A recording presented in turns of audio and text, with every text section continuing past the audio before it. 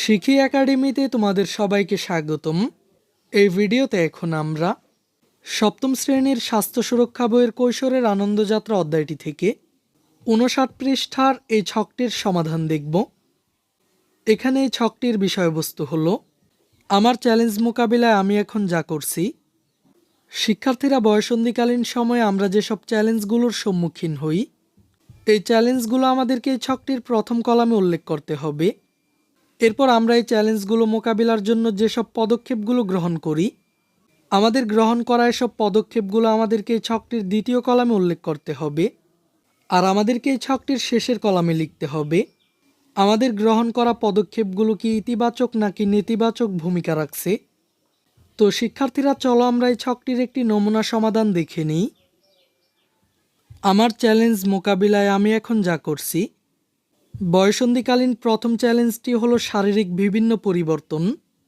এই চ্যালেঞ্জটি মোকাবিলায় আমার পদক্ষেপ, বয়ঃসন্ধিকালীন পরিবর্তন বিষয়ক সঠিক তথ্য জেনে শরীরের যত্ন ও পরিচর্যা করেছি।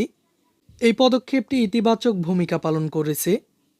এরপর বয়ঃসন্ধিকালীন সময়ের আরেকটি পরিবর্তন হলো মানসিক পরিবর্তন। এই চ্যালেঞ্জটি মোকাবিলায় আমার পদক্ষেপ, বয়ঃসন্ধিকালীন মানসিক পরিবর্তন বিষয়ক সঠিক তথ্য জেনে শরীর ও মনের যত্ন নিয়েছি। এই পদক্ষেপটিও ইতিবাচক ভূমিকা পালন করেছে। এরপরের চ্যালেঞ্জটি হলো মানসিক চাপ।